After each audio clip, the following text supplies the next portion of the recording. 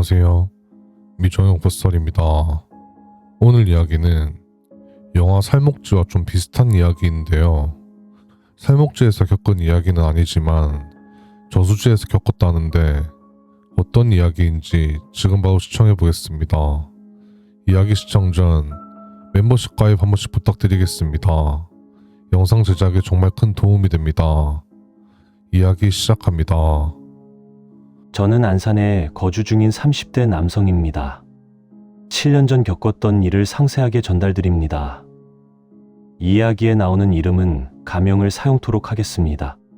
저는 아는 형인 상우, 그리고 동생 민재랑 같이 경남 쪽 산 안에 있는 작은 저수지로 밤낚시를 갔습니다. 여긴 유명한 관광지는 아니고 낚시하는 사람들 사이에서만 조용히 알려진 곳이었는데요. 큰 길에서 빠져서 한참 들어가야 나오는 데다가 저수지 둘레에 가로등도 거의 없고 제 방 쪽 말고는 사람이 다니는 길도 애매한 곳이었습니다. 처음부터 기분이 나빴던 건 아닙니다. 오히려 상우가 아는 사람한테 포인트를 들었다면서 사람 없고 조용해서 좋다고 했고, 민재도 이런 데가 진짜 씨알 좋은 데라면서 엄청 들떠 있었는데요. 저만 이상하게 출발할 때부터 계속 마음이 불편했습니다. 그날따라 내비가 같은 길을 2번이나 놓쳤고 산길로 들어가고 나서는 휴대폰 신호가 거의 끊기다시피 했기 때문입니다. 근처 읍내에서 마지막으로 편의점에 들렀는데요. 컵라면이랑 물, 얼음이랑 담배를 사고 나오려는데 계산하던 사장님이 저희를 한번 쳐다보더니 어디 가냐고 물었습니다.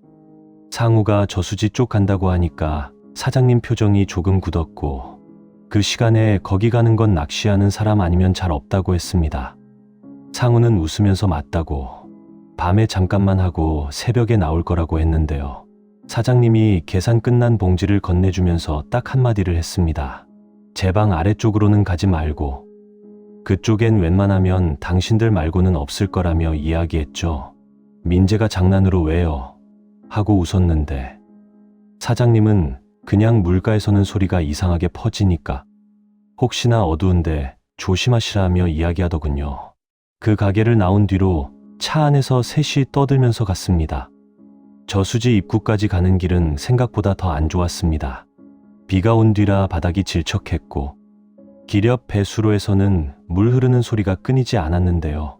중간쯤 갔을 때 내비가 갑자기 목적지에 도착했다고 뜨더니 눈앞에는 아무것도 없고 잡목만 가득한 공터가 나왔습니다.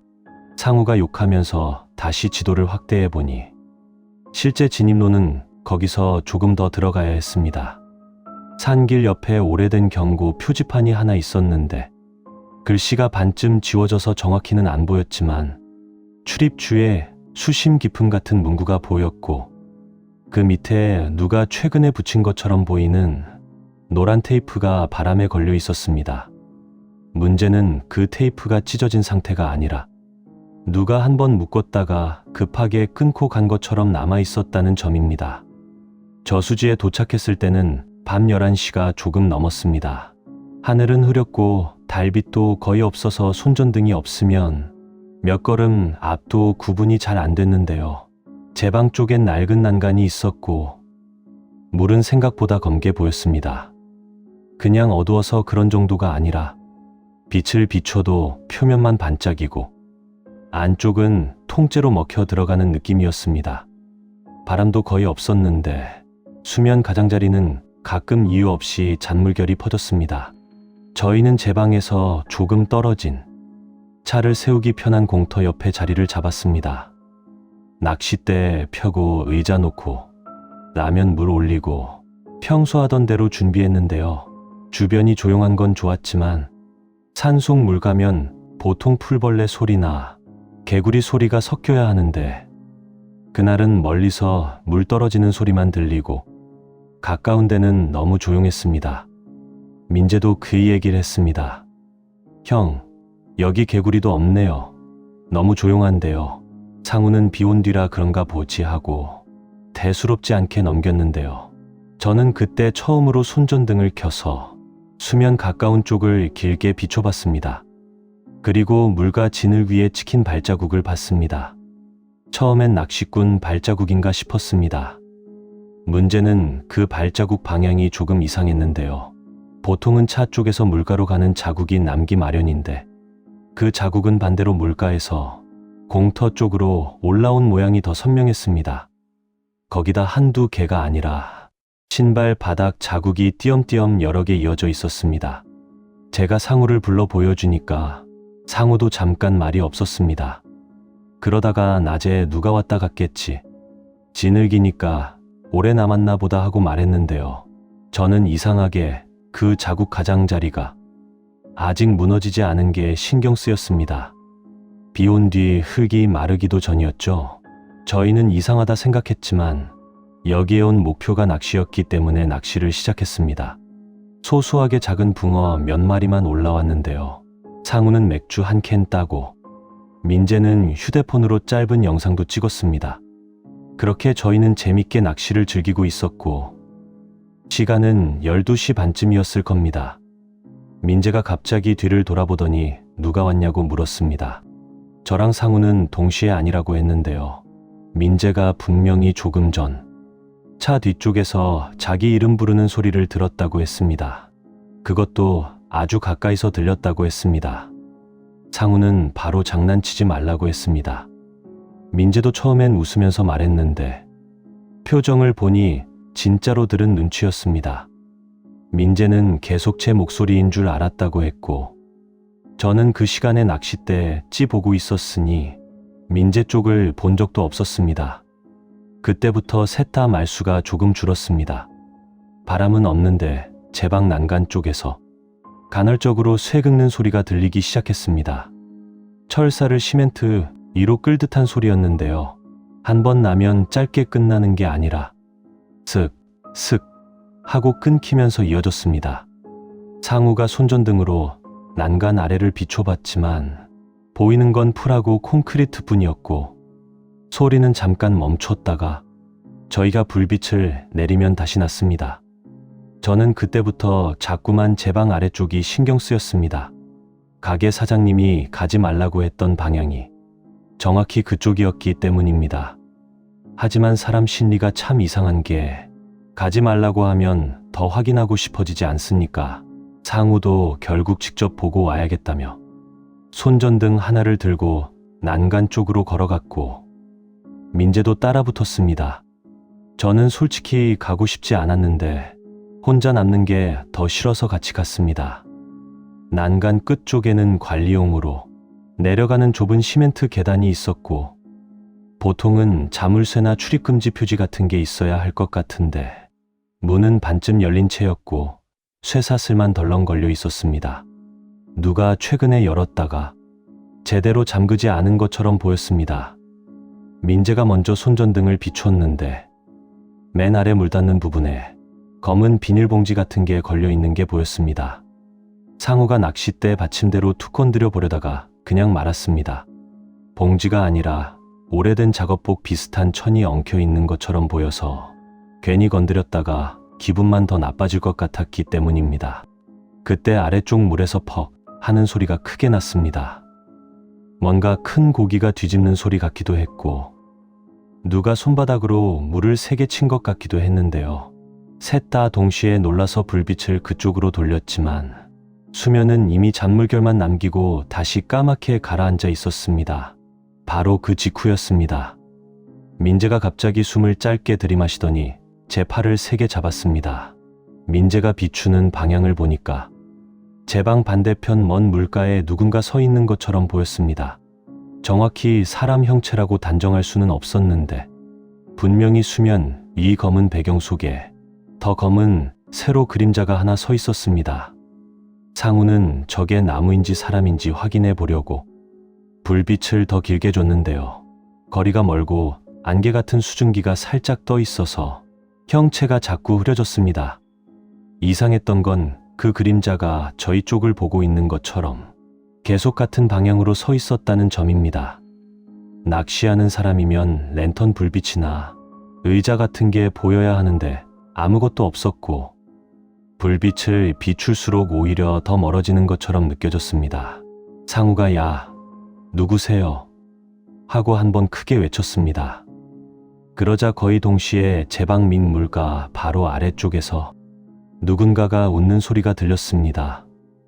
멀리 있는 그림자한테 소리친 건데 대답은 발밑에서 들린 셈이었습니다. 저는 그 순간 등골이 쫙 식었습니다. 민재도 욕을 내뱉으면서 뒤로 한 칸 물러났고 상우도 바로 더는 확인하지 말자고 했는데요. 계단 위로 올라가려는 찰나 이번엔 분명하게 사람 목소리가 들렸습니다. 작지는 않았지만 그렇다고 큰 소리도 아니었습니다. 바로 귓가에서 속삭이는 듯한 거리감이었는데 어디서 들리냐면 앞에서도 아니고 뒤에서도 아니고 물 위 전체에서 동시에 들리는 느낌이었습니다. 내용은 짧았습니다. 잠깐만 이었습니다. 셋 다 얼어붙었습니다. 누가 장난을 치는 거면 분명 사람 위치가 느껴져야 하는데 그 목소리는 방향이 없었습니다.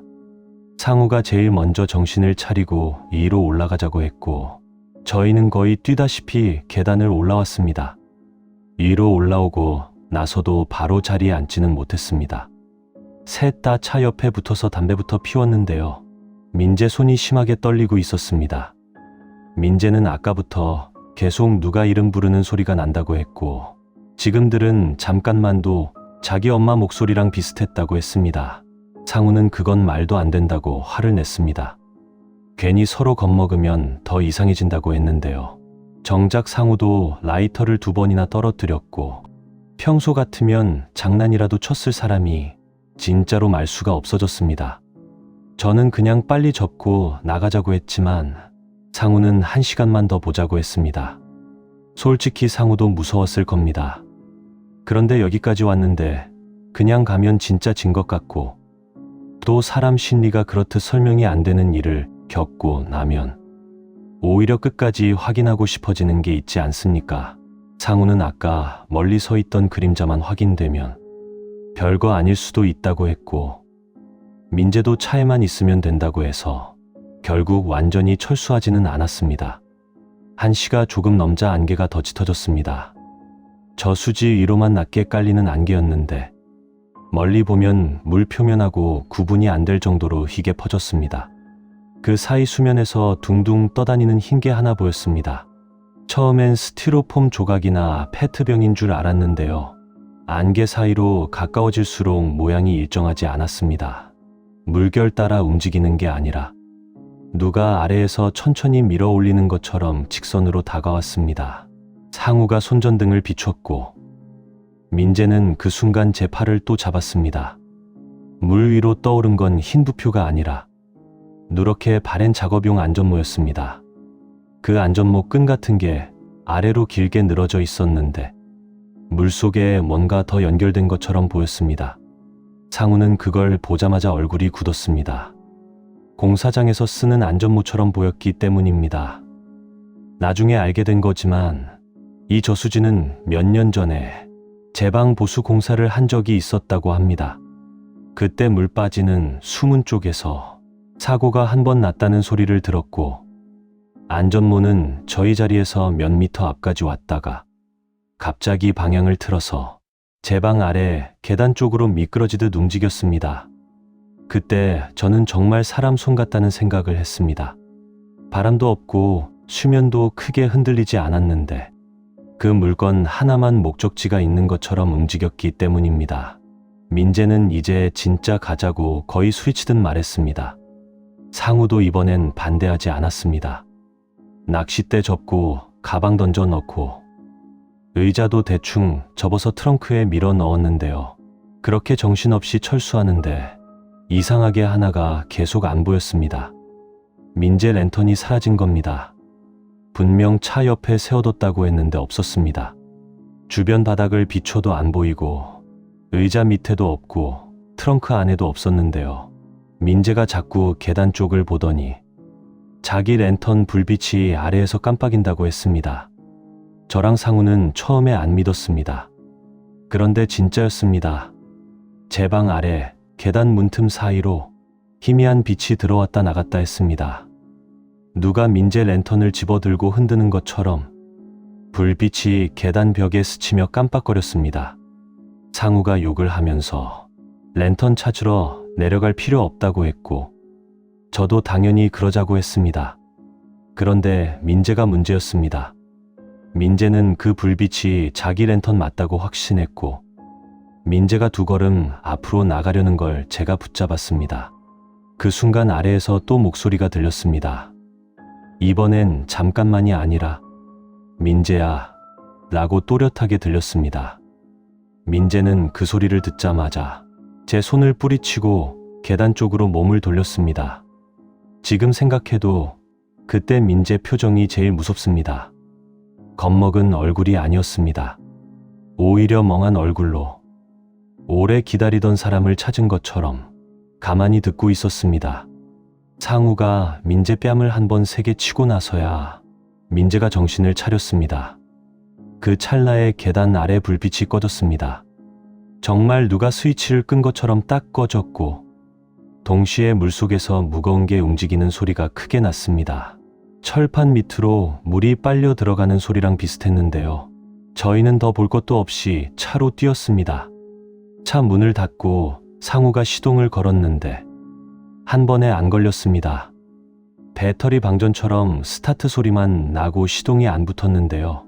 그 짧은 몇 초가 정말 길게 느껴졌습니다. 민재는 뒷좌석에서 계속 창문 쪽을 안 보려고 고개를 숙이고 있었고, 저는 사이드미러만 보고 있었습니다. 그리고 사이드미러에 뭔가가 보였습니다. 차 뒤쪽 제방 난간 바깥에 누가 서 있었습니다. 이번에는 아까 멀리 있던 검은 그림자보다 훨씬 가까웠고, 형체도 비교적 분명했는데요. 머리부터 어깨까지 젖은 옷이 몸에 붙은 사람처럼 보였습니다. 문제는 자세였습니다. 보통 사람은 물과 난간 옆에 서 있으면 체중이 한쪽으로 실리거나 숨만 쉬어도 조금은 움직이는데, 그 형체는 사진처럼 고정돼 있었습니다. 그리고 고개가 아주 조금, 정말 천천히 차 쪽으로 돌아오는 게 보였습니다. 저는 그걸 보고 상우한테 뒤 보지 말고 그냥 걸라고 했습니다. 상우도 제 표정 보고 뭔가 느꼈는지 다시 시동을 걸었고, 다행히 두 번째엔 차 시동이 걸렸습니다. 상우가 바로 후진을 기어를 넣었는데, 그때 뒷좌석에서 민재가 짧게 소리를 질렀습니다. 민재가 왜 그러냐고 하기도 전에 차 뒤유리에 손자국이 하나 미끄러지듯 내려왔습니다. 안에서 묻은 게 아니라 바깥에서 젖은 손으로 쓸어내린 자국이었고, 손가락이 유난히 길어 보였습니다. 상우는 그대로 바퀴를 헛돌리면서 흙길을 빠져나갔습니다. 나오는 길은 들어올 때보다 더 길게 느껴졌습니다. 내비는 계속 재탐색만 했고, 뒤에서 누가 따라오는지도 모르겠는데 저희 셋 다 차 안에서 한마디도 안 했습니다. 그때 시계를 보니 새벽 2시가 넘어 있었습니다. 체감상 1시간 남짓 있었던 것 같은데 실제로는 그보다 더 오래 그 안에 있었던 겁니다. 민재는 읍내에 불빛 보이자마자 차 세워달라고 해서 바로 토했고, 상우도 담배만 연달아 2개를 피웠습니다. 저희는 아까 들렀던 가게 근처 공터에 차를 세우고 잠깐 정리했는데요. 그때 상우가 블랙박스를 확인해 보자고 했습니다.